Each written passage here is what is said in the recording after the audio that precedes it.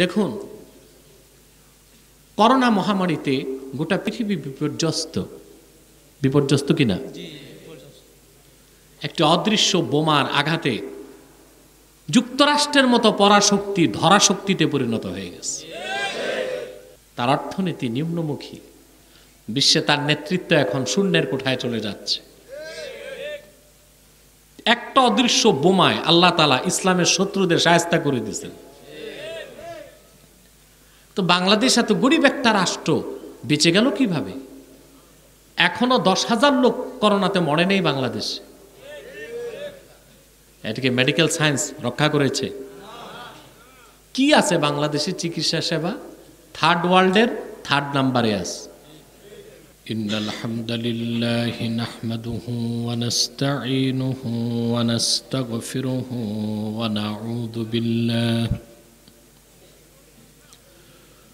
ونعوذ بالله من شرور أنفسنا ومن سيئات أعمالنا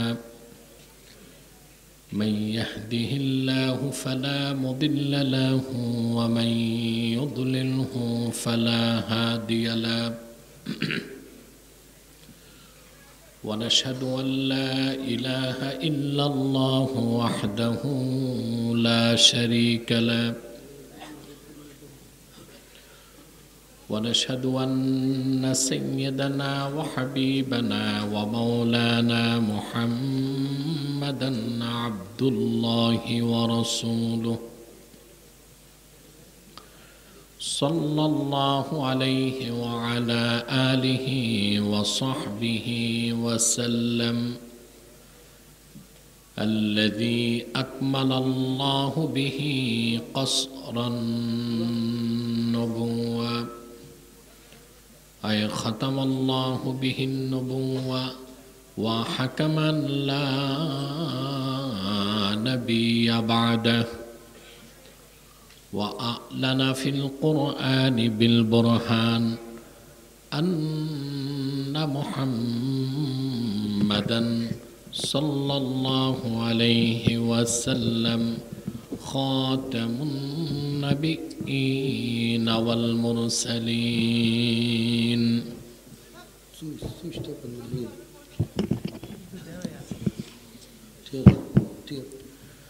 الذي أرسله بالحق بشيرا ونذيرا وداعيا إلى الله بإذنه وسراجا منيرا فقد قال الله تعالى في كلامه المجيد والفرقان الحميد أعوذ بالله من الشيطان الرجيم بسم الله الرحمن الرحيم الذين يؤمنون بالغيب ويقيمون الصلاة ومما رزقناهم ينفقون والذين يؤمنون بما أنزل إليك وما أنزل من قبلك وبالآخرة هم يوقنون أولئك على هدى من ربهم وأولئك هم المفلحون صدق الله العظيم وصدق رسوله النبي الكريم ونحن على ذلك من الشاهدين والشاكرين والحمد لله رب العالمين إن الله وملائكته يصلون على النبي या अय्युहल्लज़ीना आमनू सल्लु अलैहि वसल्लिमू तस्लीमा अल्लाहुम्मा सल्ली अला। आवाजটা আরেকটু ছাড়বে, আরেকটু চিকন হবে, ভিতরে আওয়াজ লাগবে।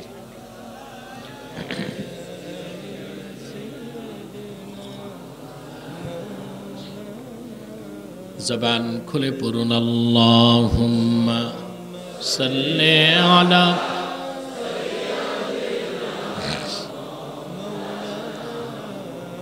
ওয়া আলা আলি সাইয়্যিদিনা।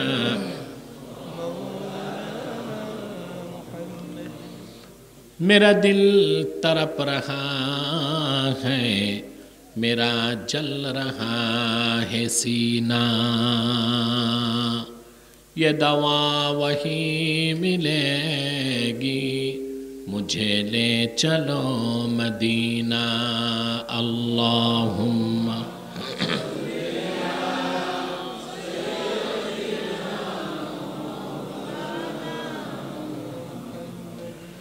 वाला आली।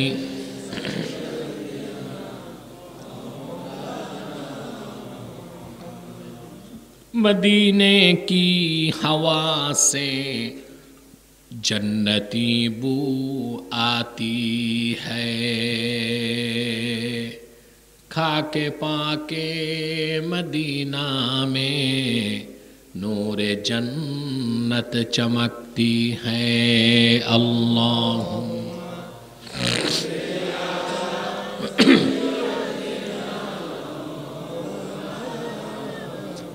वाला आली सय्यिदिना।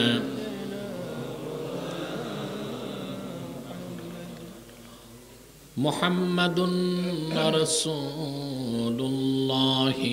सल्लल्लाहु अलैहि वसल्लम खतमल्लाहु बिहिन नुबुव्वा व हकमन ला नबिय्य बअदहु बलगल उला बिकमालिही हसनत जमीअ खसालिही।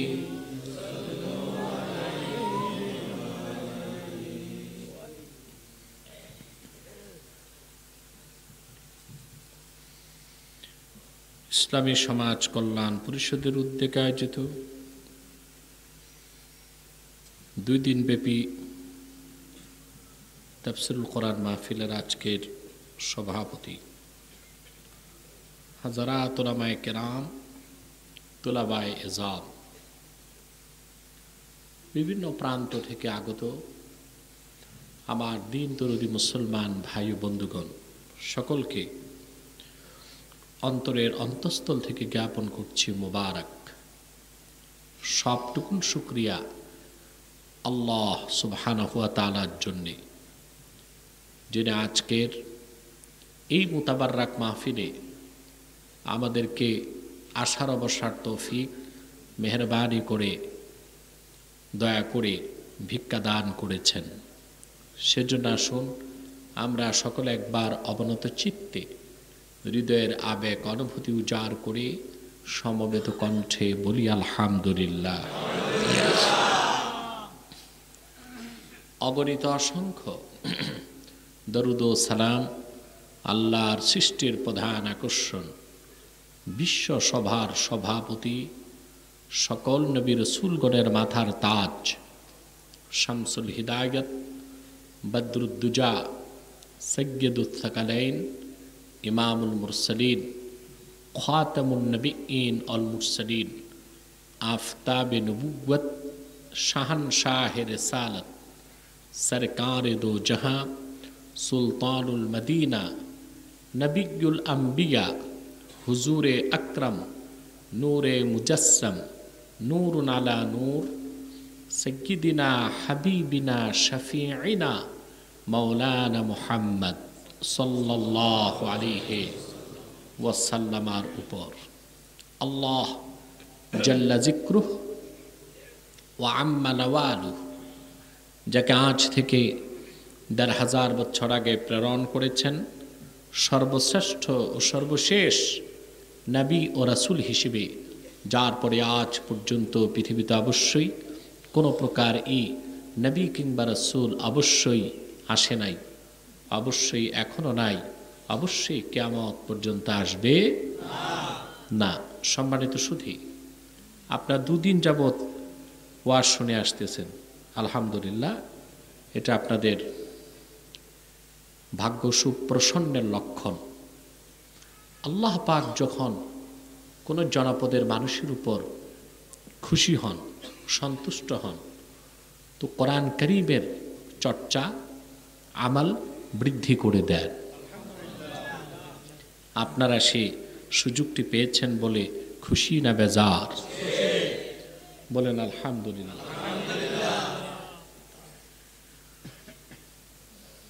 করোনা মহামারীতে সব জায়গায় মাহফিল হতে পারছে না।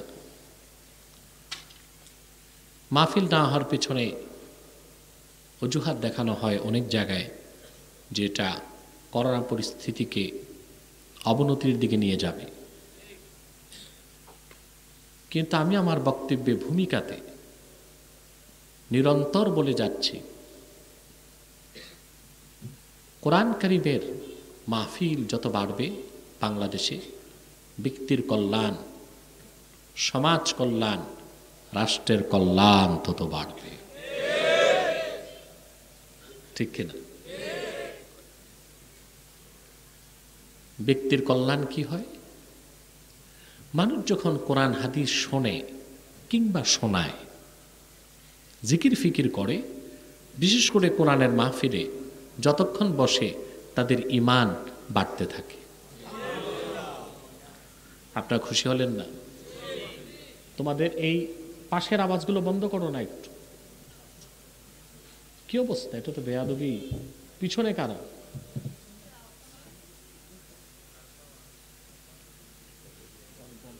সবাইকে সামনে আসতে হবে। আন্ডারগ্রাউন্ডে থাকা যাবে না। আন্ডারগ্রাউন্ডে ভালো মানুষ কম থাকে। ঠিক কিনা? সরাও পিছন থেকে।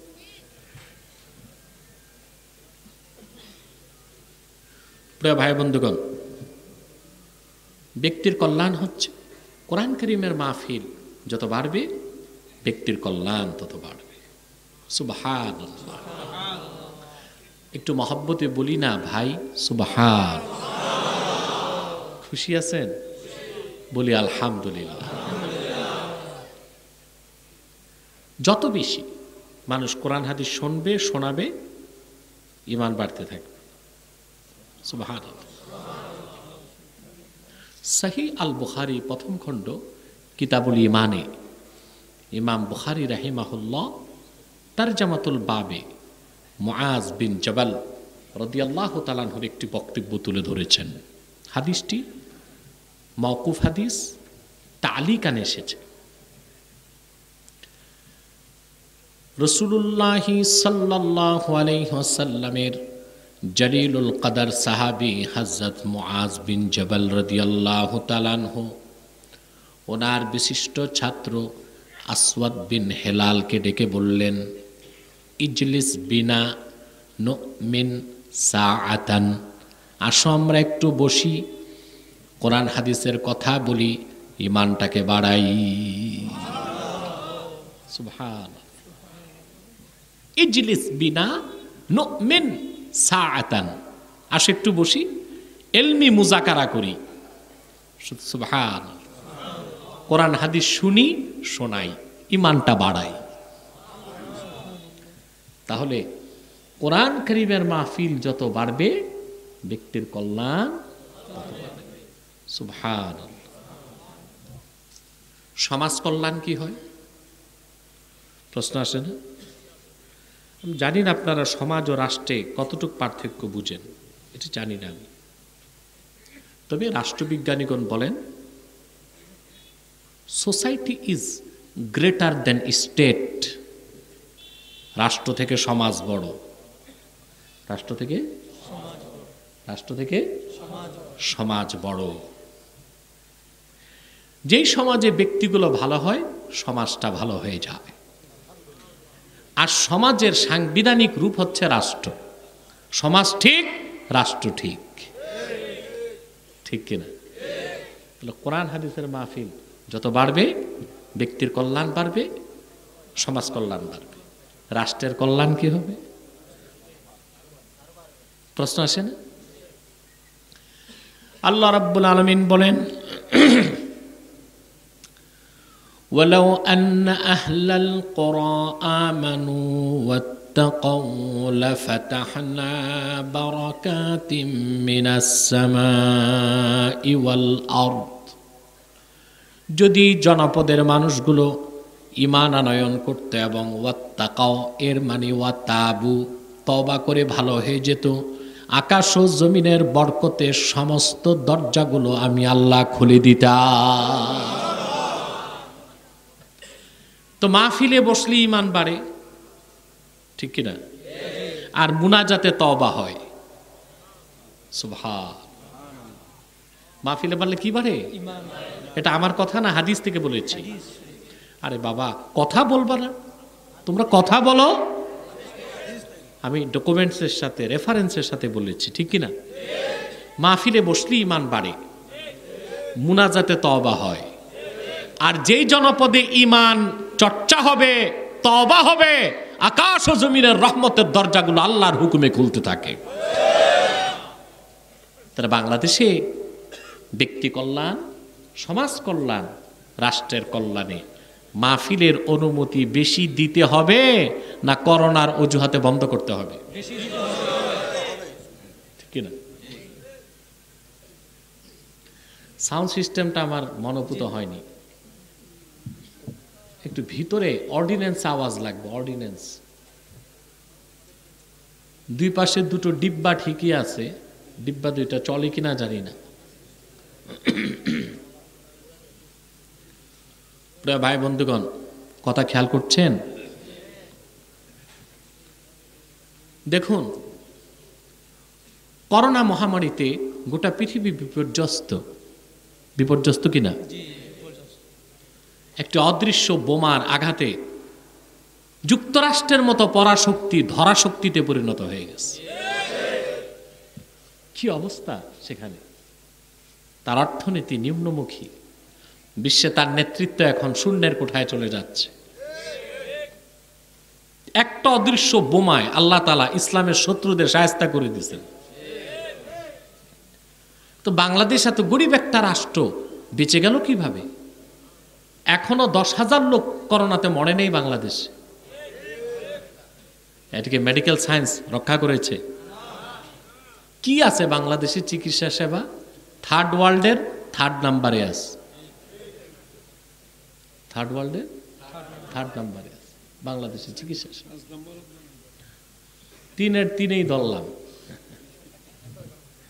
কি দিয়ে বেঁচে গেল বাংলাদেশ? সুবহানাল্লাহ, এই কোরআনের বরকতে।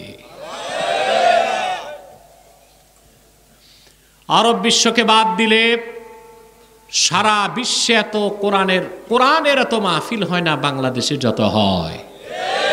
এত মসজিদ নাই পৃথিবীর কোথাও, আরব বিশ্বকে বাদ দিলে। এত মাদ্রাসা নাই। প্রতিদিন প্রতিটি মসজিদে আজানের ধ্বনি উচ্চারিত হচ্ছে, আর হাজার হাজার মাদ্রাসায় পুষ্পের মতো কোমল শিশু বাচ্চাদের কণ্ঠে কোরআনের তেলাওয়াত হচ্ছে। বাংলাদেশের জনপদগুলোতে কোরআনের মাহফিল হচ্ছে বলেই বাংলাদেশ করোনা থেকে রক্ষা পেয়েছে। এটা যদি বুঝে থাকেন প্রশাসক আর অভিভাবকরা, তারে কোরআন কারীমের মাহফিলের অনুমতি দিয়ে দিন, আর সমস্ত সিনেমা হলগুলোকে বন্ধ করে দেন, আলিয়া মাদ্রাসাগুলো খুলে দেন, মদের বার আর নাইট ক্লাবগুলোকে বন্ধ করে দেন। দেশ আরো রহমত পাবে, ঠিক কিনা বলেন? আল্লাহ তাআলা আমাদেরকে যে সুযোগ দিয়েছেন, এতে আমরা খুশি না বেজার? বেশি না কম? সেজন্য আরেকবার বলি আলহামদুলিল্লাহ। তবে বেজার শুধু শয়তান। বেজার কে? শয়তান রাজিম খুব বেজার। সে চেষ্টা করবে আজকে 2 দিনের সমাপনী মোনাজাত মোনাজাতের বরকত থেকে বঞ্চিত হয়ে যান, এটা চাইবে সে শয়তান। আমরা শয়তানকে সে সুযোগ দিব না। সেজন্য ন্যাক নিয়ত করতে হবে। ন্যাক নিয়ত হচ্ছে কিছুক্ষণ পরে আজকের মোনাজাত করে গুনাহ মাফ করে নিষ্পাপ বেহেশতি আল্লাহওয়ালা হয়ে বাড়ি যেতে চায়। কারা কারা হাত তুলে আল্লাহ তাআলাকে দেখা।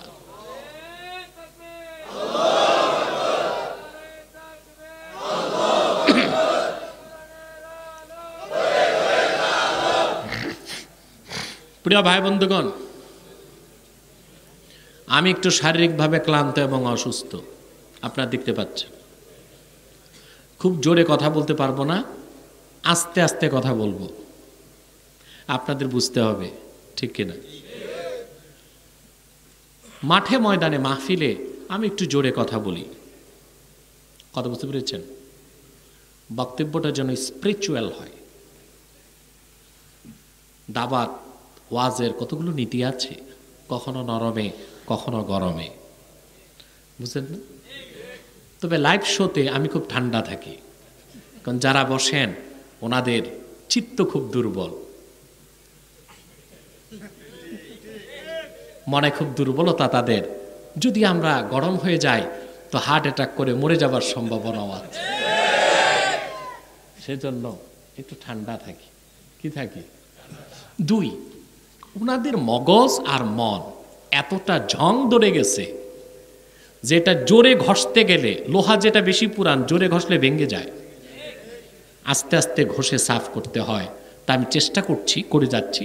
আল্লাহর হাবিব মুহাম্মদ সাল্লাল্লাহু আলাইহি ওয়াসাল্লামের সদকায় আল্লাহ যদি কবুল করেন, বাংলাদেশের মাথা যারা বুদ্ধিজীবী এদের ব্রেন ওয়াশের চেষ্টা করে যাচ্ছি। জানি না আল্লাহ তাআলা কবুল করেন কিনা, কারণ আমার দৃষ্টিতে এরা বাংলাদেশের থিঙ্ক ট্যাঙ্ক, এরা বাংলাদেশের পলিসি মেকার। এরা ঠিক, দেশ ঠিক, ঠিক কিনা? এরা ঠিক, দেশ ঠিক। এরা থিঙ্ক ট্যাঙ্ক, এরা পলিসি মেকার। আমাদের তো পচন মাথায় ধরছে। কোথায় পচনটা ধরছে? কই? মাথায়। এই জন্য মাথার ট্রিটমেন্ট করতে হবে। কিসের ট্রিটমেন্ট? তো আজকে আর আপনারা অনুমান করতে পারছেন এখন যে বাংলাদেশে আমরা দেখতেছি অনেক মসজিদ মাদ্রাসা, অনেক আলেম ওলামা, পীর মাশায়েখ, অভাব নাই, কিন্তু ভাইরাসও খুব মারাত্মক আছে। ভাইরাস খুব মারাত্মক, শুধু মারাত্মক না, এই ভাইরাসগুলোর ভ্যাকসিন আমাদের হাতে রাখতে হবে, ঠিক কিনা? প্রিয় ভাই বন্ধুগণ, আর দেরি নয়, আমি আপনাদের ইহকালীন কল্যাণ ও পরকালীন মুক্তির লক্ষ্যে পরিপূর্ণ সফলতা কোথায় তা নির্ধারণের জন্যে কোরআন কারীম সূরাতুল বাকারা থেকে কয়েকটি আয়াত তেলাওয়াত করেছি। খুব সংক্ষেপে আমরা নির্ভরযোগ্য তাফসীর এবং সহিহ হাদিসের ভিত্তিতে কথাগুলো শোনার চেষ্টা করব, যদি আল্লাহ পাক কবুল করেন। বলুন আল্লাহুম্মা আমিন। আমার সঙ্গে আপনারাও পড়ুন, যেন প্রতিটি অক্ষরে নূর আল্লাহ তাআলা আমাদের হৃদয়ে উদ্ভাসিত করে দেন। বলুন আল্লাহুম্মা আমিন। জবান খুলে পড়ুন। আউযু বিল্লাহি মিনাশ শাইতানির রাজীম। বিসমিল্লাহির রাহমানির রাহিম। الذين يؤمنون بالغيب ويقيمون الصلاة ومما رزقناهم ينفقون والذين يؤمنون بما أنزل إليك وما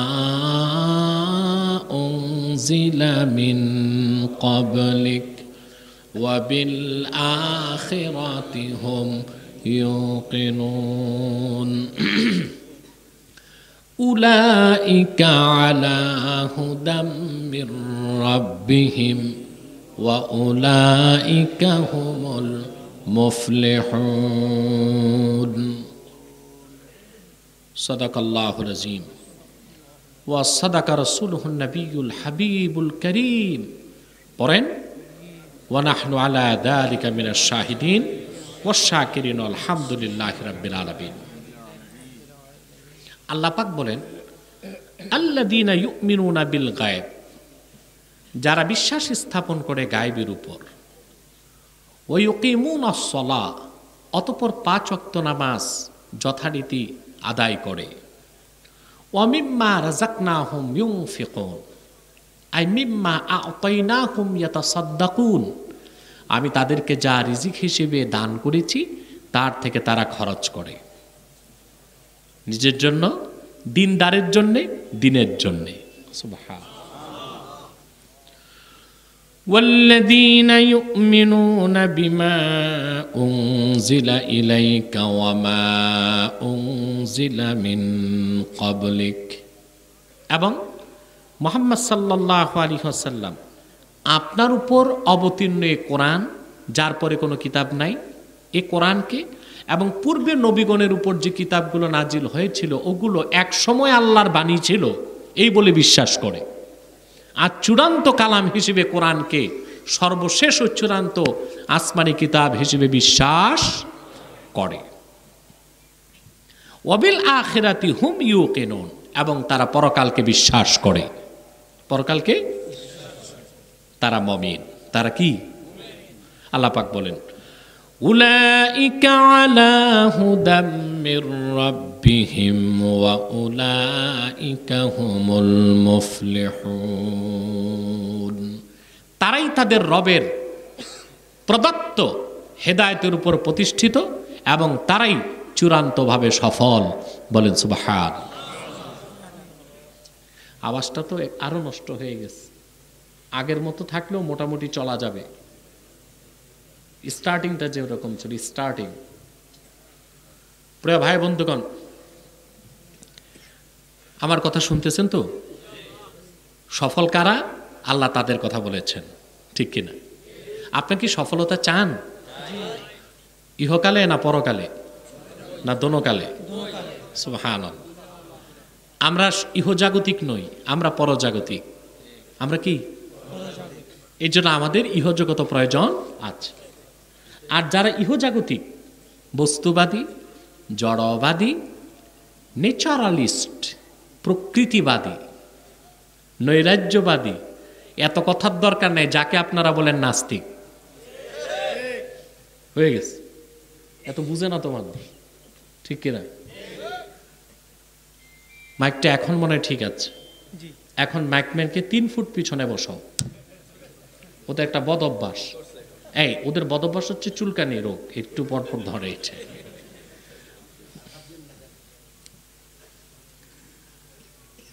জড়বাদী যারা, ইহজাগতিক যারা, বুঝলেন? আমি এটার ব্যাখ্যাও দিয়েছিলাম আরেকটি লাইভ শোতে, আপনারা দেখেছেন। সেকুলারিস্ট কাকে বলে? ইহজাগতিক, যে পরকাল বিশ্বাস করেন। দেখেছিলেন আপনার আগের লাইভ শোটা? দেখেছিলেন? অনেক ডকুমেন্টস দিয়ে আমি দিয়েছিলাম, তখন ওই বুদ্ধিজীবীও কুপকাত হয়ে গেছিল। আলহামদুলিল্লাহ, তার কাছে কোনো জবাব ছিল না। ওই হযরত ইব্রাহিমের কাছে নমরুদ যেভাবে ফাবুহিতাল্লাযী কাফার, হতভম্ব হয়ে গেছিল, কাফের নমরুদ ওই অবস্থায় হয়েছিল। আপনারা দেখেছেন, বাংলাদেশবাসী দেখেছে, ঠিক কিনা? এই ইহজগতে যারা বিশ্বাসী, পরজগৎ বিশ্বাস করে না, তারাই সেকুলারিস্ট, জড়বাদী, বস্তুবাদী, প্রকৃতি পূজারী, যাই বলেন। আমরা ইহজগৎ প্রয়োজন আছে, কিন্তু আমরা পরজাগতিক। আমাদের সবকিছু পরজগতের জন্য। সেজন্য লক্ষ্য করে দেখুন, কোরআন কারিমে আল্লাহ পাক সবচেয়ে প্রিয় দোয়া শিখালেন, রব্বানা আতিনা ফিদ দুনিয়া হাসানা ওয়া ফিল আখিরাতি হাসানাতাও ওয়া কিনা আযাবান নার। আয় আমাদের রব, দুনিয়াতে তুমি আমাদেরকে হাসানা প্রদান করো, আখিরাতে হাসানা প্রদান করো, জাহান্নামের আগুন থেকে বাঁচাও। দোয়াতে আগে কি আখিরাত চাইলেন না দুনিয়া চাইলেন? দুনিয়া লাগবে কিনা? সুবহানাল্লাহ। আমাদের দুনিয়াও লাগবে, আখিরাত লাগবে। তবে আমরা দুনিয়ার জন্য নয়, আমরা আখিরাতের জন্য। আমরা পরজাগতিক, আমরা কি, কিন্তু ইহজগতের প্রয়োজন আছে, যতটুক প্রয়োজন ততটুক ইহজগৎ। আল্লামা বদরুদ্দিন আইনি রহমতুল্লাহ আলাইহি সহিহ বুখারীর ব্যাখ্যা গ্রন্থ উমদাতুল কারিতে একটি হাদিস এনেছেন। আনাস বিন মালিক রাদিয়াল্লাহু তাআলা আনহু বলেছেন, আল্লাহর হাবিব নূর নবী মুহাম্মদ সাল্লাল্লাহু আলাইহি ওয়াসাল্লাম যখন মক্কা থেকে হিজরত করে মদিনাতুল মুনাওয়ারাতে গেলেন, হযরত আনাসের বয়স তখন মাত্র 10 বছর। কত? তিনি বলেছেন, খাদিমতুন নবিয়্য সাল্লাল্লাহু আলাইহি ওয়াসাল্লাম আশরা সানাওয়াত, রাসূলুল্লাহর খেদমত করেছি 10 বছর, খাদেম হয়েছি 10 বছর বয়সে। আল্লাহর হাবিব সাল্লাল্লাহু আলাইহি ওয়াসাল্লাম মক্কা থেকে হিজরত করে যখন মদিনাতুল মুনাওয়ারাতে আসলেন, হযরত আনাস বলেন, আমার মা আমাকে নিয়ে রাসূলুল্লাহর কদমে হাজির হলেন। আমার মা বললেন, আমি খুব ছোট্ট, 10 বছর বয়স আমার মা আল্লাহর রাসূলকে সম্বোধন করে বললেন, খুআইদিমুকা আনাস ইয়া রাসূলুল্লাহ, হে আল্লাহর রাসূল, এই হলো আমার ছেলে আনাস, আপনার ক্ষুদ্র খাদেম। খাদেমের তাসগীর হচ্ছে খুআইদিম। খুআইদিম কি? খুআইদিম, যে আপনার ক্ষুদ্র খাদেম, তাকে আপনার জন্য ওয়াকফ করে দিলাম। এই সন্তান আমার আর দরকার নাই, শুধু আপনার কাছে হাদিস শুনবে, উম্মতকে শোনাবে। আমার মনটা চায় আমার সামনে আপনি একটু তাকে দোয়া করে দেন। সুবহানাল্লাহ। হাদিস সাক্ষী আল্লাহর হাবিব হযরত আনাস বিন মালিকের মাথায় হাত দিয়ে দোয়া করলেন। কি চমৎকার দোয়া! আপনাদেরকে আমি শিখায় যাই, সব সময় দোয়া আল্লাহর কাছে এই 4টা জিনিস চাইবেন। মনে থাকবে নাকি? রাসূলুল্লাহ সাল্লাল্লাহু আলাইহি সাল্লাম আনাস বিন মালিকের মাথায় হাত রেখে দোয়া করলেন, আল্লাহুম্মা বারিক ফি মালিহি ওয়া আওলাদিহি ওয়া আতিল উমরাহ ওয়াকফির যামবাহ। আল্লাহ, তুমি আনাসের মালে বরকত দিয়ে দাও, তার আওলাদে বরকত দিয়ে দাও, আনাসের হায়াত লম্বা করে দাও, আর আখিরাতে গুনাহগুলো মাফ করে দাও। সুবহানাল্লাহ। কয়টা দোয়া? খেয়াল করেন, 4টার 3টাই দুনিয়ার জন্য, একটি আখিরাতের জন্য। ঠিক কিনা? 3টি দুনিয়ার জন্য আর একটি আখিরাতের জন্য। আল্লাহুম্মা বারিক ফি মালিহ, আল্লাহ আনাসের মালে বরকত দাও, এটা দুনিয়া। ওয়া আওলাদিহ, তার সন্তানে বরকত দাও, এটাও দুনিয়া। ওয়া আতিল উমরাহ, তার হায়াত লম্বা করে দাও, এটাও দুনিয়া। ওয়াকফির যামবা, গুনাহ মাফ করে দাও, এটা আখিরাত। আমাদের আখিরাতও লাগবে, লাগবে কি না? আমাদের সমাজে একদল মানুষ আছে, একদল, ওই যে কালকেও এক বুদ্ধিজীবী আমাকে বলেছে, ধর্মটা থাকবে মসজিদ পর্যন্ত, মন পর্যন্ত, বাইরে না। এটা যদি হয় প্রথা সর্বস্ব ধর্মের ব্যাপারে আমি একমত। ইসলাম তো প্রথা সর্বস্ব ধর্ম না, এটা দিন ইসলাম, জীবন বিধান। জীবন বিধান মানে ব্যক্তির ব্যক্তি জীবন, সমাজ জীবন, রাষ্ট্র জীবন, ইহকাল পরকাল কি হবে তার সব ব্যাখ্যা দিয়েছে দিন ইসলাম। ঠিক কিনা বল? কোনো বাদ নাই, কোনো কিছু বাদ দেবার সুযোগ নাই। সুবহানাল্লাহ, সুবহানাল্লাহ। প্রিয় ভাই বন্ধুগণ, একদল লোক এটাই চায়, আলেম ওলামা, পীর মাশায়েখ, সুফি দরবেশ, ওনারা থাকবে মসজিদ মাদ্রাসা নিয়ে। ঠিক কিনা? ওনারা জুব্বা পরবে, পাগড়ি লাগাবে, 1000 দানার তসবিহ পড়বে, আর অধিকাংশ সময় চোখ বন্ধ রাখবে। এতে সুবিধা, চুরি করা যাবে সমাজে, বদমাশি করা যাবে, দুর্নীতি করা যাবে, সুদ খাওয়া যাবে, ঘুষ খাওয়া যাবে, লাম্পট্য করা যাবে, আর দিন ও রাতে যুবতী মেয়েদেরকে গণধর্ষণ করে সম্ভ্রম লুণ্ঠন করা যাবে। আর ভালো মানুষগুলো যদি সব দেখে, মসজিদ দেখে, মাদ্রাসা দেখে, সংসদ দেখে, ব্যাংক দেখে, আদালত দেখে, বাজার দেখে, ব্যবসা দেখে, চাকরি দেখে, সমাজে শয়তানের শয়তানি চলবে না। চলবে? সেজন্য তারা চায় আপনারা কোথায় থাকেন? মসজিদে। ধর্ম রাখবেন মনে, আর কই? মসজিদে। বাইরে আমরা আছি, বাইরে। আরে কিন্তু এই লোকগুলো মরে গেলে বিপদে পড়ে, জানাজা পড়াইতে আলেম লাগে, ঠিক কিনা? সম্পদ বন্টন করবে, মিরাজ কি হবে, আলেমের কাছে দৌড়ায়, ঠিক কিনা? প্রিয় ভাই বন্ধুগণ, আর লাগে মরে যাওয়ার পর কবরস্থান ইমাম সাহেব নিয়ে দোয়া করায়। কি হবে দোয়ায় যদি ইমান ছাড়া কবরে যায়? কোন বেঈমান শিরক ও কুফরকে সিনায় ধারণ করে যদি কবরে যায়, সমগ্র বাংলাদেশের আলেম পীর মাশায়েখ দোয়া করলো, এক জাররা তার কোনো লাভ হবে না। হবে? সহজে বুঝেন, একটি মানুষ, একটি গাড়ি, ওটার মধ্যে ব্যাটারি আছে, ব্যাটারিটা বসে গেছে, স্টার্ট হচ্ছে না। তা আপনি যদি পিছনে ধাক্কা দেন, স্টার্ট নেবে, গাড়িটা চলবে। গাড়িটা যখন চলবে তখন ব্যাটারিটা রিচার্জ হবে, ঠিক কিনা? কিন্তু যে গাড়ির ব্যাটারি নাই, এটা যদি এখান থেকে ধাক্কায়া কর্ণফুলী সেতু পর্যন্ত নেন, স্টার্ট হবে? যার ঈমান আছে, তার ব্যাটারি আছে, আমল নাই, চার্জ নাই, সে মরে গেলে যদি দোয়া হয়, মুনাজাত হয়, কিছুটা লাভ পাবে। কিন্তু যার ঈমান নাই, তার তো ব্যাটারি নাই, যত ধাক্কাও এটা কোনো কাজ হবে না। হবে কাজ? হবে কাজ?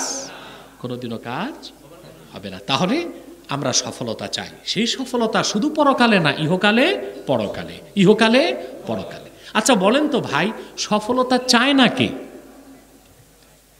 মৌমাছি দেখছেন না? কথা বলেন। আপনার কথা বলছেন না কেন? আপনাদের কি ক্ষুধা আছে নাকি, না কোনো ভয় আতঙ্ক আছে নাকি? কারো মুখে তো মাস্ক নাই, তো কথা বলতে সমস্যা কোথায়? আপনারা যা স্বাস্থ্যবিধি মানতেছেন, তা তো স্বাস্থ্যবিধি মানা হচ্ছে না, কানগুলো বন্ধ রাখছেন, কথা শুনতেছেন না, বলতেছেন না। একটি মৌমাছি তার কাজে সফল না বিফল? কতটা সফলতা তার চিন্তা করেছেন? বিজ্ঞানীরা অবাক হয়ে গেছে, মৌমাছি যে ঘর বানায় জ্যামিতিক হারে। আমরা স্কুলে কলেজে করেছি জ্যামিতি, ত্রিকোণমিতি, সম্পাদ্য উপপাদ্য, এটি করছেন না আপনারা? তবে সবচেয়ে বিরক্ত লাগতো আমার এটা, এই জ্যামিতি সবচেয়ে বিরক্ত লাগতো। খুব ভালো, বেশি পড়তাম ইসলাম ধর্ম, বাংলা সাহিত্য, ইংরেজি, বিজ্ঞান, এগুলো পড়তে মজা লাগতো। আর সবচেয়ে বিরক্ত লাগতো গণিতের মধ্যে জ্যামিতি করতে, যে কাটা নাও, কম্পাস নাও, এটা করো, সেটা করো, খাটনির পর হইল না লাড্ডু, এত খেটে লাভ কি? আমি ভাবতাম, আমরা কি বড় হয়ে সবাই জমি জামা মাপবো নাকি, আমিন সাহেব হব নাকি? এই কাজ সবাইকে দেয় কেন? এটা আমাদের কারিকুলামের একটা ত্রুটি, উন্নত বিশ্বে এভাবে পড়ানো হয় না। সে যাই হোক, মৌমাছি জ্যামিতিক হারে ত্রিকোণমিতির আকারে তার ঘরগুলো বানায়, মৌচাক। সুবহানাল্লাহ। সারাদিন পুষ্প থেকে মধু সঞ্চয় করে ঘরের মধ্যে স্টোর করে, দরজা নাই, কপাট নাই, ফোটায় ফোটায় মধু পড়ে যায় না। তার কাছে সে সফল? সেও সফলতা চায়। একটি বাবুই পাখি দেখেছেন? বাবুই পাখি, এখন তাল গাছ কমে গেছে, বাবুই পাখিও কম দেখা যায়, ঠিক কিনা? এসব ভাগছে সুন্দরবন, বান্দরবনে। তাল গাছ কমে গেছে, ঘর বানাবে কোথায়? একটি বাবুই পাখি সুনিপুণ দক্ষতায় তার ঘরটা বানায়। ঘরটাও কি ফ্লেক্সিবল, যত বাতাস আসুক এটা ভাঙবে না। কি সুনিপুণ দক্ষতায় সে ঘরটি বানায়। আর সেটার আপনার এক্সিট হচ্ছে উপরের দিক, এন্ট্রি হচ্ছে নিচের দিক। ওখানে পাখি ঘুমায়, ডিম পারে, পরেও যায় না। সুবহানাল্লাহ। আমি তো বলি, যত প্রকৌশল বিশ্ববিদ্যালয় আছে বাংলাদেশে, বুয়েট, চুয়েট, রুয়েট, ডুয়েট, এই সবগুলো ইঞ্জিনিয়ারের মাথা এক জায়গায় করলেও বাবুই পাখির ঘরের মতো একটা ঘর বানাতে পারবে না। এটা সফল সে, ঠিক কিনা? একটি বিড়াল একবার গাছে উঠতে পারে না, বারবার চেষ্টা করে। প্রতিটি মানুষ তো বটে, ইতর প্রাণীও সফলতা চায়। কি চায়? আর সবচেয়ে বেশি সফলতা চায় মানুষ। কিন্তু মানুষ ব্যর্থ যে সফলতা কোন পথে তা সে খুঁজে পায় না। এখানে এসে সে ধরা পড়ে যায়। মিথ্যাশ্রিত ধর্ম, বিকৃত মন্ত্র, ইজামতন্ত্র মতবাদের পিছনে দৌড়ে জীবন শেষ। ইহকালও শেষ, পরকালও শেষ, জীবনটা ব্যর্থ। ঠিক কিনা বলে? সফলতা কোথায়? কোরআন কারীমের সূরা বাকারাতে আল্লাহ পাক বলে দিয়েছেন, মানুষ যদি ইহকাল ও পরকালে সফল হতে চায়, প্রথম যে পুঁজি তার দরকার তার নাম হলো ঈমান। নাম কি? ঈমান। সফলতার জন্য প্রথম প্রয়োজন নির্ভেজাল, বিশুদ্ধ এবং পরিপূর্ণ ঈমান। এই ঈমান যার আছে সে সফল হয়ে গেল। আমল যত বাড়বে সফলতা তত বাড়বে। সুবহানাল্লাহ বলবেন না? আপনার কে কে ঘুমাচ্ছেন একটু হাত তুলে আমাকে দেখান। পাওয়া গেছে, দু একজন পাওয়া গেছে।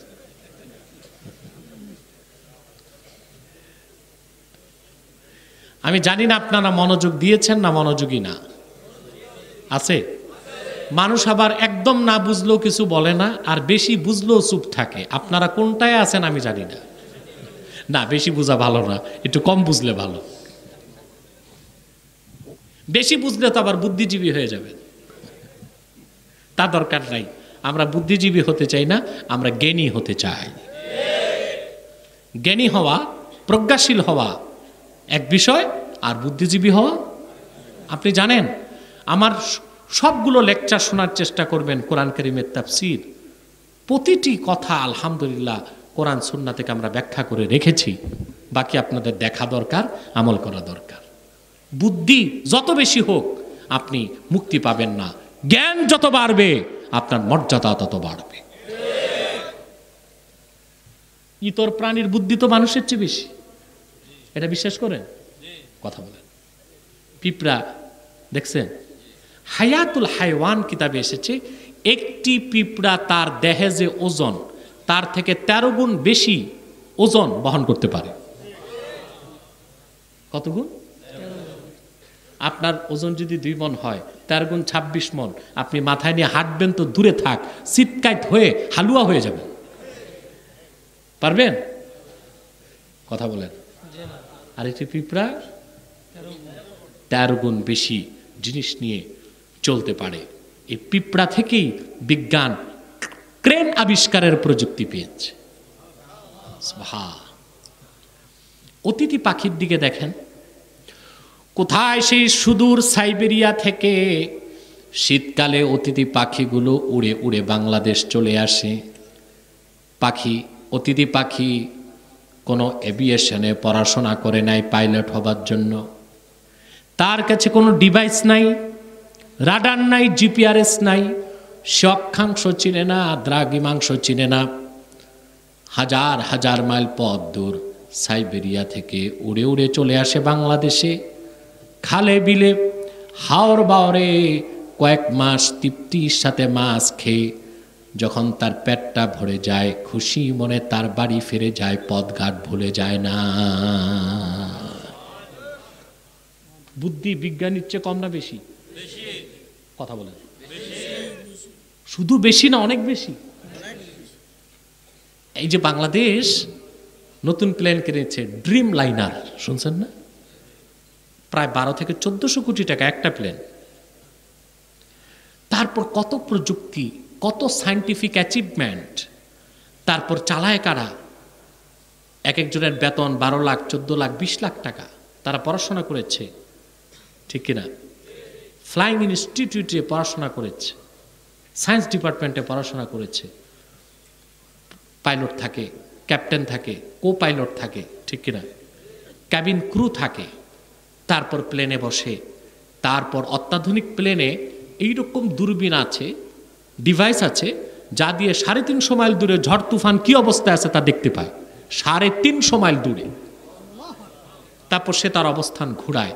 এত প্রযুক্তি, এত কিছু তার কাছে। তারপরে ঢাকা থেকে প্লেন আপনার সিঙ্গাপুর যাবে, মাঝখানে এটিসি এয়ার ট্রাফিক কন্ট্রোলের সাথে সে যোগাযোগ করবে, মিয়ানমারে করবে, মালয়েশিয়াতে করবে, যোগাযোগ করে করে সিঙ্গাপুর যে ল্যান্ড করবে। তারপর যদি দেখা যায় কুয়াশা বেশি, যত বড় পাইলট হোক আর প্লেন যত দামি হোক, লো ভিজিবিলিটিতে প্লেন উঠতেও পারে না, নামতেও পারে না। এই হচ্ছে মানুষের বুদ্ধি। আর অতিথি পাখি কোনো ফ্লাইং একাডেমিতে পড়ে নাই, ওর কাছে ক্যামব্রিজ অক্সফোর্ড দেখে নাই, বিদ্যা নাই, ওর কাছে প্রযুক্তি নাই, ওর কাছে কোনো ডিভাইস নাই, কোনো রাডার নাই, জিপিআরএস নাই। তার দেশ থেকে উড়ে আসে, আবার পেট ভরে মাছ খেয়ে বাংলাদেশ থেকে চলে যায়, পথঘাট ভুল হয় না। সুবহানাল্লাহ! মানুষের চেয়ে কত বেশি বুদ্ধি আল্লাহ তারে দিয়ে রেখেছেন, ঠিক কিনা? মানুষ তা চিন্তা করে না, মানুষ তা চিন্তা করে না। পাখির মাথায় মগজি আছে কতটুক বলেন? ওখানে পাওয়ার অফ মেমোরাইজ, মনে রাখার একটা শক্তিও আল্লাহ পাক রেখেছেন। তাহলে বুদ্ধিটা কিছুই না, এটা ইতর প্রাণীরও আছে। জ্ঞান, ইলম, এটা অনেক বড় জিনিস, ঠিক কিনা বলেন? আমরা আল্লাহর কাছে বুদ্ধি চাই না এলেম চাই? জোরে বলেন। বুদ্ধি চাই? বুদ্ধি চাই না, কি চাই? আল্লাহর কাছে সবসময় ইলম চাইবেন। রব্বি জিদনি ইলমা, আল্লাহ তুমি আমার ইলম বাড়িয়ে দাও। যত চাইবেন ইলম আসতে থাকবে আল্লাহর কাছ থেকে। খুব পড়াশোনা করে ডিগ্রি লাভ করা যায়, এলেমের দৌলত এটা আল্লাহর দেওয়া ভিক্ষা ছাড়া আর কিছু না, ঠিক কিনা? বহুত ডিগ্রি আছে আপনার, 18-20টা ডিগ্রি নিয়ে বসে আছে বাংলাদেশে এমন মানুষ আছে না? 18-20টা ডিগ্রি, ডিগ্রির অভাব নেই, কিন্তু যোগ্যতা কিছুই নাই, শূন্যের কোঠায়। কারণ ইলম, জ্ঞান, এটা কে দেন? তাহলে আপনার সফলতা চান? কথা বলে না। শুধু ইহকালে না, ইহকাল পরকাল দোনোকালে। তার জন্য আল্লাহ প্রথম যে শর্ত দিলেন, তাহলে আপনাকে ঈমান আনতে হবে। কি আনতে হবে? যার ঈমান নাই তার কিছুই নাই। ঈমান হলো এমন এক মূল্যবান সম্পদ যা মানুষকে ইহকালে কল্যাণ দিবে, পরকালে মুক্তি দিবে, কবর আযাব মাফ করে দিবে, হাসর ময়দানে কষ্ট দিবে না, পুলসিরাত বিদ্যুৎ গতিতে পার করিয়ে দিবে, আল্লাহর জান্নাত ওয়াজিব করে দিবে। তার নাম ঈমান। আল্লাহর হাবিব ইরশাদ করেছেন, মান শাহিদা লা ইলাহা ইল্লাল্লাহু ওয়া আন্না মুহাম্মাদার রাসূলুল্লাহ হারামাল্লাহু আলাইহিন নার। যে ব্যক্তি কথা সাক্ষী দিবে নিশ্চয় আল্লাহ ছাড়া কোনো মাবুদ নাই, আর আমি মুহাম্মদ আল্লাহর প্রেরিত রাসূল, ঈমানের এই মূল মন্ত্র যার ভিতরে থাকবে, মুখে থাকবে, মনে থাকবে, হারামাল্লাহু আলাইহিন নার, আল্লাহ পাক তার জন্য জাহান্নাম হারাম করে দিবে। আর কারো কাছে যদি ঈমান না থাকে, সব আছে, বিদ্যা আছে, বুদ্ধি আছে, ডিগ্রি আছে, সম্পদ আছে, বিত্ত বৈভব সব আছে, তার সব কিছু জিরো। সব কি? জোরে বলেন। নিষ্ফল। ঈমান ছাড়া নেক আমল হবে না, ঈমান ছাড়া ভালো কাজও হবে না। আমরা দেখি পৃথিবীতে অনেক বেঈমানরাও ভালো কাজ করে না? যেমন মাদার তেরেসা। মাদার নাম শুনছেন? হ্যাঁ, খ্রিস্টান ছিল, লক্ষ লক্ষ টাকা গরিবের জন্য খরচ করছে। মানুষের দৃষ্টিতে তা ভালো কাজ করছে, কিন্তু তার ঈমান নাই। আল্লাহ তাআলার দৃষ্টিতে এটা একটা মরিচিকা ছাড়া আর কিছুই নয়। পৃথিবীতে এখন সবচেয়ে ধনী ব্যক্তি দ্বিতীয়, যিনি আগে প্রথম ছিল এখন দ্বিতীয় হয়ে গেছে, বিল গেটস। নাম শুনছেন? ইহুদি। সে কি ছিল জানেন? স্ট্রিট বেগার, ফুটপাতে ভিক্ষা করত আমেরিকায়, নিউ ইয়র্কে। আপনারা যেটাকে বলেন টোকাই, এবার বুঝছেন? হ্যাঁ, ইহুদি ভিক্ষা করতো নিউ ইয়র্কে। সে পড়াশোনা করলো, মাইক্রোসফটওয়্যার কোম্পানি বানালো, এত টাকা তার, সে যখন প্রথম ধনী ছিল পৃথিবীতে, এখন দ্বিতীয়, second rich man in the world, পৃথিবীর দ্বিতীয় ধনী মানুষ। প্রথম ধনী ছিল সে কয়েক যুগ। তার সম্পদ হচ্ছে 250 মিলিয়ন ইউএস ডলার, যা দিয়ে বাংলাদেশের কয়েক বছর বাজেট চলবে। এই লোকটা প্রতি বছর 70 থেকে 80 মিলিয়ন টাকা খরচ করে গরিবের জন্য। কার জন্য? লাভ নাই, ইমান নাই, এটা কোনো ভালো কাজ নয়। ইমান না এনে কেউ যদি নেক আমল করে, ভালো কাজ করে, তার অবস্থাটা আল্লাহ পাক সূরা নূরে বর্ণনা করেছেন কি রকম। আল্লাহ পাক বলেন, ওয়াল্লাযীনা কাফারু আ'মালুহুম কাসারাবিম বিকিয়াতিন ইয়াহসাবুহুজ যামআনু মাআ। আল্লাহ পাক বলেন, আর যারা কুফর করেছে, কাফের, ঈমান আনে নাই, তাদের ভালো কাজটা কি রকম? মরুভূমির মধ্যে পানি হারা মানুষ যেমন পিপাসার যন্ত্রণায় পানি কোথায় আছে তাকায়, হঠাৎ সূর্যের আলোতে মরুভূমির মধ্যে যখন বালুর মধ্যে আলো পড়ে, মরিচিকা চকমক করে দূর থেকে পানি মনে হয়। পিপাসার্ত মানুষ প্রাণ বাঁচাবার জন্য দৌড়ে যায়, পানি পান করবে, যে দেখে কিছুই নাই। ঠিক না? যার ঈমান নাই, তার দান, তার সদকা, তার সত্য কথা, তার ভদ্রতা কোনো কাজে আসবে না। এটা মরিচিকার মতো অস্তিত্বহীন একটা জিনিস।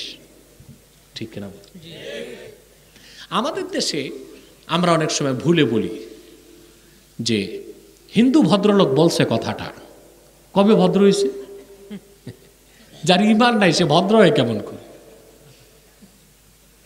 ইউরোপ থেকে, আমেরিকা থেকে। আবার অনেকে বলে ফেলে, আরে ভাই বলেছি তাতে কি মহাভারতকে অশুদ্ধ হয়ে গেছে নাকি? তো মহাভারত শুদ্ধ ছিল কবে? এই কেমন কথা? কথা তো বুঝে শুনে বলতে হয়, ঠিক কিনা? আপনারা অনেক ভুল করেন। আজকে এক লোক বলতেছে, হুজুর আমার বাচ্চা হয়েছে। বাচ্চা কি তার হয়েছে না তার বউয়ের হয়েছে? সে বলতে পারে আমি বাবা হয়েছি। কি হয়েছি? এগুলো আপনারা খেয়াল রাখবেন। অনেক সময় সামান্য অসতর্কতায় ঈমান নষ্টের সম্ভাবনা থাকে। ইউরোপ আমেরিকা থেকে ঘুরে আসে আমার দেশের কিছু মানুষ আছে, এসে চায়ের স্টলে, বিয়ে শাদীর অনুষ্ঠানে, বেড়াতে গেলে শুধু তাদের প্রশংসা। ওরা কাফের হইলে কি হবে? মানুষটা ভালো, সত্য কথা কয়। তো যার ঈমান নাই, আল্লাহর মহাসত্যতাকে যে বিশ্বাস করে না, পৃথিবীতে তার সত্যতার 2 পয়সার মূল্য থাকতে পারে না। আল্লাহর মহাসত্যতাকে যে বিশ্বাস করে না, মুহাম্মদ সাল্লাল্লাহু আলাইহি ওয়াসাল্লামের মহাসত্যতাকে যে স্বীকার করে না, কোরআনের মহাসত্যতাকে যে স্বীকার করে না, তার ভালো কথা, তার ভালো কাজ, তার বদান্যতা, তার ভদ্রতা, তার শিষ্টাচার, তার সত্যবাদিতার 2 পয়সার মূল্য নাই। মরুভূমির প্রহেলিকা, মরিচিকার মতোই, ওইটার কোনো দাম নাই, ওটার কোনো অস্তিত্ব নাই। সব কিছুর আগে ঈমান। আগে কি? সুবহানাল্লাহ। সফলতার জন্য প্রথম দরকার ঈমান। কি দরকার? তবে কিসমত খারাপ হইলে বুঝলেও বুঝতে চায় না, বিচার মানি তাল গাছ আমার। দেখছেন না কালকে কথা বল, বিচার মানি তাল গাছ আমার। এটা কিসমত খারাপ। হ্যাঁ, আমাকে বলে, আমি নামটাম নিলাম না, আপনার তো দেখছেনই সব, বলে আমার বৈজ্ঞানিক তথ্যে ভুল আছে। আমি বলছি আপনি পুরানকালে পড়ছেন, আমি নতুন বিজ্ঞানের ছাত্র। তাকে থিসিস দেখালাম, অক্সফোর্ড ক্যামব্রিজের থিসিস, এটা বিশ্বাস করে না। ওই যে ঘুরে ফিরে বিচার মানে তাল গাছ আমার। আচ্ছা বলেন তো ভাই, 2 আর 2 কত? আর একজন বলতেছে না 2 আর 2 3। এটার কি ওষুধ আছে? কথা, এটার মাথায় সমস্যায় পাবনা ভর্তি করতে হবে, নয় একটু থেরাপি দিলে শয়তান বের হয়ে যাবে। ঠিক কিনা? সবকিছু সফলতার মূলে কি? জেনে বলতে হবে কি? এখন বলবেন হুজুর ঈমান কি? প্রশ্ন আসে না? আমি যদি এখন থেকে ফজর পর্যন্ত সংজ্ঞা দিই, ঈমান বুঝাইতে পারবো না। আর একটি বাক্যে আমি পুরো ইমানের সংজ্ঞাটা দিতে পারবো ইনশাআল্লাহ। মুহাদ্দিসগণ বলেন, বিশেষ করে ইমাম আজম বলেছেন, আল ঈমান হুয়া মুজাররাদু তাসদীকিন নবী মুহাম্মদ সাল্লাল্লাহু আলাইহি ওয়াসাল্লাম বিমা জাআ বিহি মুহাম্মাদুন সাল্লাল্লাহু আলাইহি ওয়াসাল্লাম উলিমা জারুরাতান। আল্লাহর হাবিব নবীজি মুহাম্মদ সাল্লাল্লাহু আলাইহি ওয়াসাল্লামের রিসালাতকে বিশ্বাস করার নাম হলো ঈমান। মুহাম্মদ সাল্লাল্লাহু আলাইহি সাল্লাম আল্লাহর পক্ষ থেকে ১৫০০ বছর আগে যা কিছু বলেছেন, করেছেন, এনেছেন, তার সবটুকুন ধারণ করেছে কোরআন আর সহিহ হাদিস, বিশুদ্ধ হাদিস। সে কোরআন আর সব হাদিসকে বিনা প্রশ্নে বিশ্বাস করার নাম হলো ঈমান। নাম কি? এই কোরআনের ৬৬৬৬টা আয়াতের কোন একটি বাক্যের একটি শব্দকে কেউ যদি অস্বীকার করে, আর রাসূলুল্লাহর হাদিসগুলোর মধ্যে যদি মুতাওয়াতির কোনো হাদিসকে অস্বীকার করে, তাকে আমরা বলি অবিশ্বাসী। তার কাছে শুনতে খারাপ লাগলো, শরীয়তে তার নাম কাফের। তার নাম কি? যদি শুনতে সুবহানাল্লাহ। আল্লাহর বিধান যে কত কার্যকর এটা নাস্তিকরা টের পায় না। একটা লোককে নাস্তিক বলবেন, খেপবে না, বুঝেন না? মুশরিক খেপবে না, কাফের বললে তো তুমি তো কবর মানো না, হাসর মানো না, কাফের বললে তোমার সমস্যা কি? কিন্তু এই কথায় যে কি অ্যাকশন আছে এটা বোঝা যায়, ঠিক কি না? কথা বলেন, এই কথায় যে কি অ্যাকশন আছে এটা বোঝা যায়। কথা বুঝতেছেন? তাহলে ঈমানটা বুঝতে পেরেছেন? কোরআনের শুরু থেকে শেষ প্রতিটি বাক্যের, প্রতিটি শব্দের, প্রতিটি অক্ষর বিনা প্রশ্নে বিশ্বাস করলে আপনি মুমিন, আপনি মুসলিম। আর যদি আপনি একটা আয়াতকে অস্বীকার করেন, একটি আয়াতের একটি শব্দের একটি অক্ষরকে কোরআন জানার পরে অস্বীকার করেন, আপনি বেঈমান, কাফের, ঠিক কিনা?